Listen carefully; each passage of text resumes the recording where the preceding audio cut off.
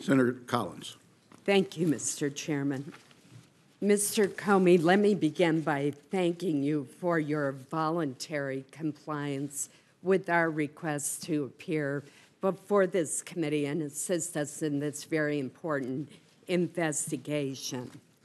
I want first to ask you about your conversations with the president, the 3 conversations in which you told him that he was not under investigation.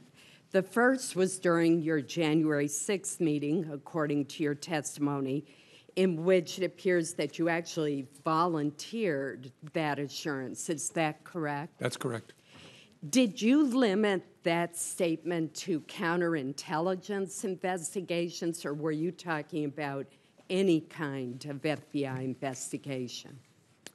I didn't use the term counterintelligence. I was speaking to him and briefing him about some salacious and unverified material. It was in the context of that he had a strong and defensive reaction about that not being true, and my reading of it was important for me to assure him we were not personally investigating him. And so the context then was actually narrower, focused on what I just talked to him about. But it was very important because it was, first, true, and second, I was worried very much about being in kind of a J. Edgar Hoover type situation. I didn't want him thinking that I was briefing him on this to sort of hang it over him in some way. I was briefing him on it because we had been told by the media it was about to launch. We don't want to be keeping that from him. And if there was he needed to know this was being said. But I was very keen not to leave him with an impression that the Bureau was trying to do something to him. And so that's the context in which I said, sir, we're not personally investigating you. And then and that's why you volunteered the information. Yes, ma'am. Correct. Then on the January 27th dinner, you told the president that he should be careful about asking you to investigate because, quote, you might create a narrative that we were investigating him personally, which we weren't.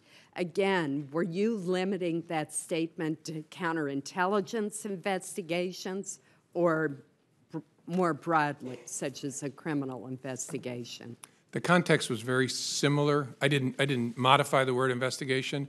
It was, again, he was reacting strongly, again, to that unverified material, saying, I'm tempted to order you to investigate it. And that, in the context of that, I said, sir, you want to be careful about that because it might create a narrative we're investigating you personally. And then there was the March 30th phone call with the president in which you reminded him that congressional leaders have been briefed that we were not personally, the FBI was not personally investigating President Trump. And again, was that statement to congressional leaders and to the president limited to counterintelligence investigations, or was it a broader statement? I'm trying to understand whether there was any kind of investigation of the president underway. No. I'm sorry. And if I misunderstood, I apologize. We briefed the congressional leadership about what Americans we had opened counterintelligence investigation cases on, and we specifically said the president is not one of those Americans. But that there was no other investigation of the president that we were not mentioning at that time. What the context was counterintelligence, but I wasn't trying to hide some criminal investigation of the president. And was the president under investigation at the time of your dismissal on May 9th? No. I'd like to now turn to the conversations with the president about Michael Flynn, which have been discussed at great length. And first, let me make very clear that the president never should have cleared the room, and he never should have asked you, as you reported, to let it go, to let the investigation go. But I remain puzzled by your response. Your response was, I agree that Michael Flynn is a good guy. You could have said, Mr. President, this meeting is inappropriate. This response could compromise the investigation. You should not be making such a request. It's fundamental to the operation of our government that the FBI be insulated from this kind of political pressure.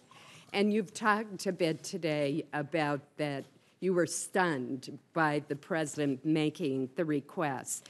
But my question to you is, later on, upon reflection, did you go to anyone at the Department of Justice and ask them to call the White House counsel's office and explain that the president had to have a far better understanding and appreciation of his role vis-a-vis the FBI? In general, I did. I spoke to the Attorney General, and I spoke to the new Deputy Attorney General, Mr. Rosenstein, when he took office, and explained my serious concern about the way in which the president is interacting, especially with the FBI. And I specifically, as I said in my testimony, told the Attorney General, it can't happen that you get kicked out of the room and the president talks to me. But look, in the room, but why didn't we raise the specific? It was of investigative interest to us to try and figure out, so what just happened with the president's request? So I would not have wanted to alert the White House that it had happened until we figured out, what are we going to do with this investigatively? Your testimony was that you went to Attorney General Sessions and said, don't ever leave me alone with him again. Are you saying that you also told him that he had made a request that you let it go with regard to part of the investigation of Michael Flynn? No, I specifically did not. I did not. You mentioned that from your very first meeting with the president, you decided to write a memo memorializing the conversation. What was it about that very first meeting that made you write a memo when you had not done that with two previous presidents? As I said, a combination of things. A gut feeling is an important overlay on but the circumstances, that I was alone, the subject matter, and the nature of the person that I was interacting with, and my read of that person. And yeah, and really just a gut feel laying on top of all of that, it's going to be important to protect this organization, that I make records of this. And finally, did you show copies of your memos to anyone outside of the Department of Justice? Yes. And to whom did you show copies? I asked, President tweeted on Friday after I got fired that I better hope there's not tapes. I woke up in the middle of the night on Monday night, because it didn't dawn on me originally, that there might be corroboration for our conversation. There might be a tape. And my judgment was I needed to get that out into the public square. And so I asked a friend of mine to share the content of the memo with a reporter. Didn't do it myself for a variety of reasons, but I asked him to because I thought that might prompt the appointment of a special counsel. And so I asked a close friend of mine to do it. And was that Mr. Wittes? No, no. Who was that? A good friend of mine who's a professor at Columbia Law School. Thank you.